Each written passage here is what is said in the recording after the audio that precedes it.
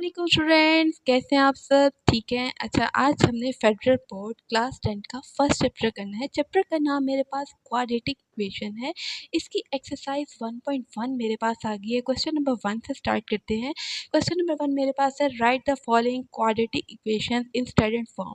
सबसे पहले एक बात जो समझने वाली है वो ये है कि क्वाड्रेटिक इक्वेशन की स्टैंडर्ड फॉर्म होती क्या है। यहाँ पर मैं आपको एक जनरल फॉर्म लिखती हूँ और यही इसकी स्टैंडर्ड फॉर्म होगी। ठीक है, यहाँ पर स्टैंडर्ड फॉर्म क्या है मेरे पास, a square plus b x plus c is equal to 0।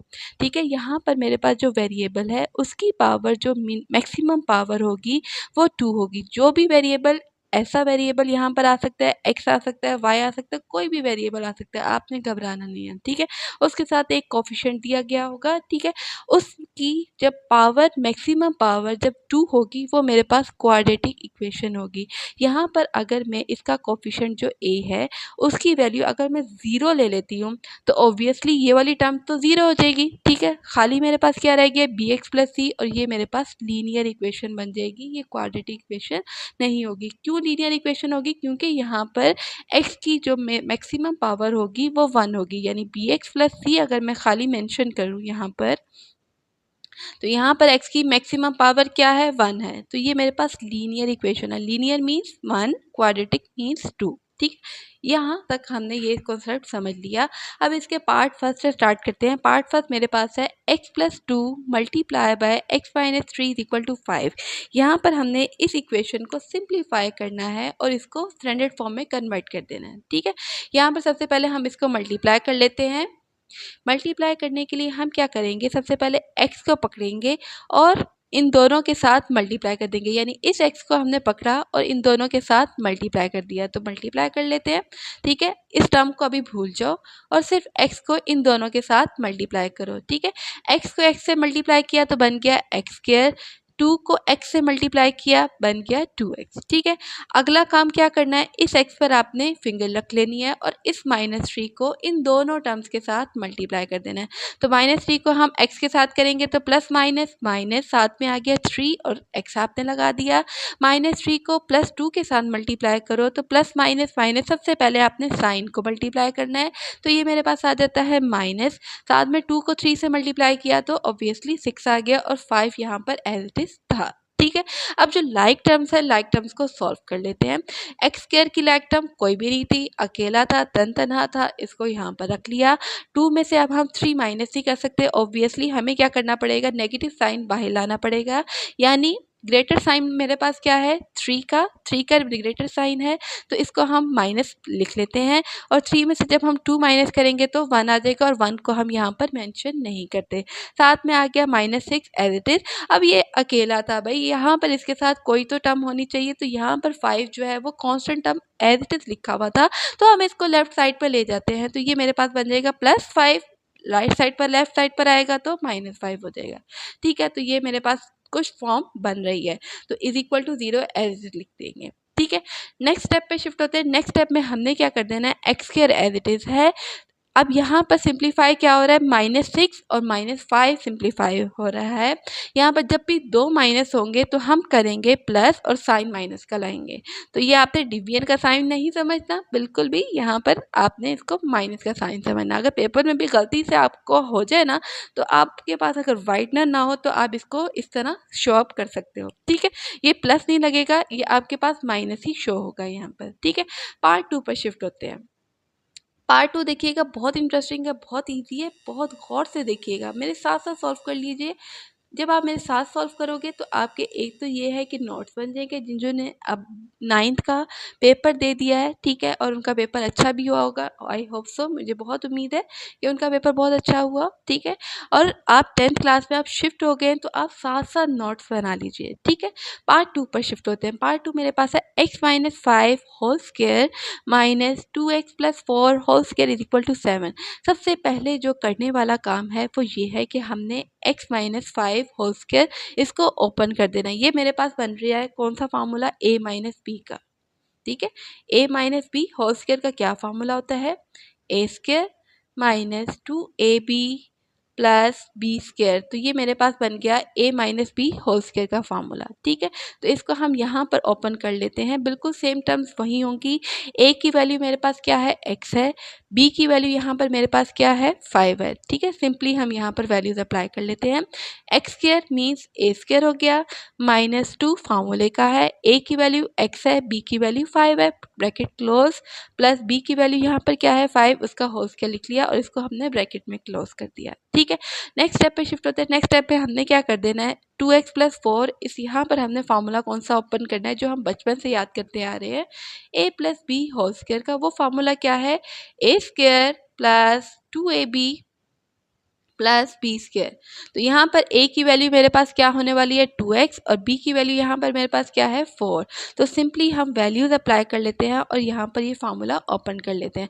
तो वैल्यूज अप्लाई की तो 2x का होल स्क्वायर क्या बन गया 4x, क्योंकि 2 को हम 2 टाइम्स मल्टीप्लाई कर लेते हैं तो मेरे पास आ जाता है 4, और साथ में x का जब हम स्क्वायर लेंगे तो ऑब्वियसली वो x स्क्वायर बन जाएगा, प्लस 2 फार्मूले का मल्टीप्लाई बाय a की वैल्यू क्या है 2x है, b की वैल्यू 4 है, ब्रैकेट क्लोज, प्लस b का होल स्क्वायर लेना है तो 4 का आपने होल स्क्वायर ले लिया। यहाँ पर मेरे पास जगह कम थी तो मैंने नेक्स्ट स्टेप पर लिख लिया था, आपके पास जगह हो तो आप साथ में भी लिख सकते हो, ठीक है।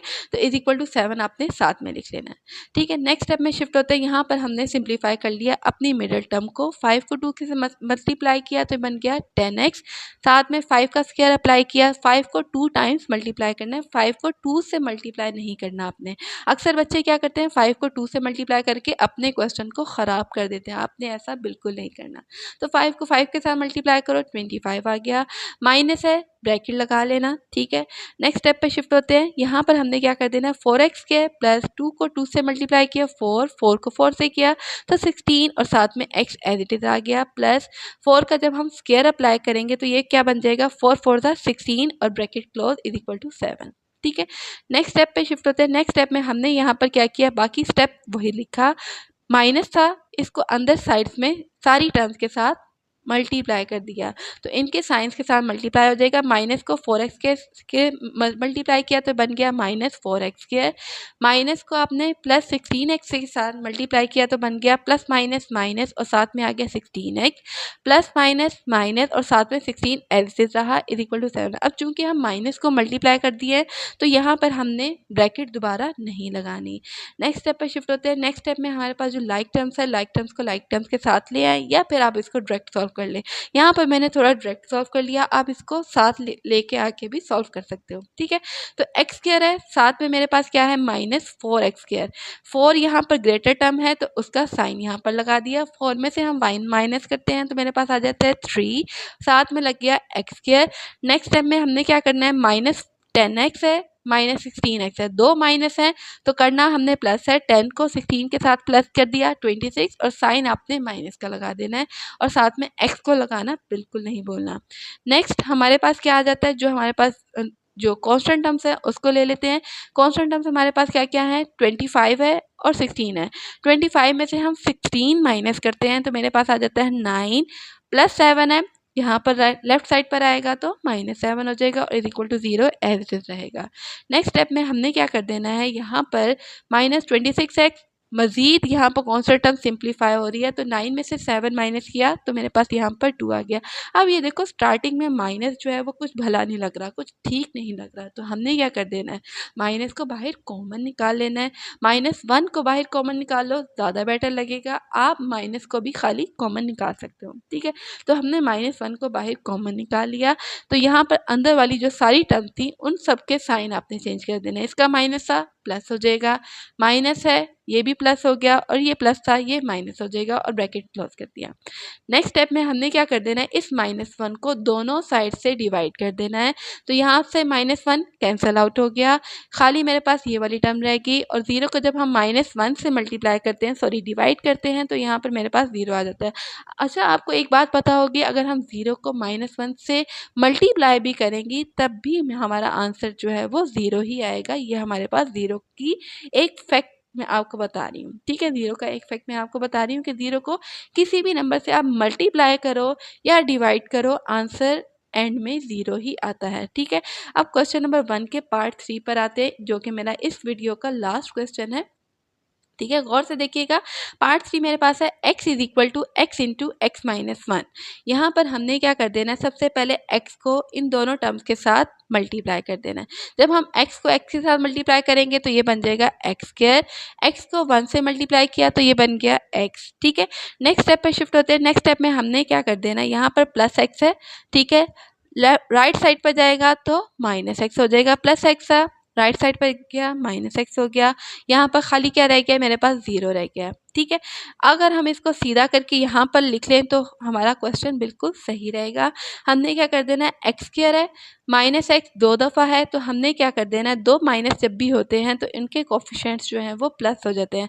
तो यहाँ पर कोफिशिएंट क्या है, 1 है, यहाँ भी कोफिशिएंट मेरे पास 1 है, तो 1 को 1 से प्लस किया तो मेरे पास आ गया 2 और साइन मेरे पास माइनस का रहा, is equal to 0 as it is रहा, और यही मेरी स्टैंडर्ड फॉर्म है क्वाड्रेटिक इक्वेशन की। ठीक है, क्वेश्चन नंबर 3 की क्वाड्रेटिक इक्वेशन भी हमने निकाल लिया, स्टैंडर्ड फॉर्म निकाली, और पार्ट 2 की भी हमने स्टैंडर्ड फॉर्म निकाली। अगर हम इसको स्टैंडर्ड फॉर्म से मैच करते हैं तो बिल्कुल एज इट इज़ यही स्टैंडर्ड फॉर्म होती है। ठीक है, तो हम इस क्वेश्चन में, इस वीडियो में क्वेश्चन नंबर 1 सॉल्व कर चुके हैं। अगर आपने अभी भी नोट्स नहीं बनाए तो नोट्स बनाना मत भूलना। वीडियो पे नए हो तो वीडियो को लाइक कर देना, और चैनल पे नए हो तो सब्सक्राइब करना मत भूलना। अपने फ्रेंड्स के साथ ज़रूर शेयर करना।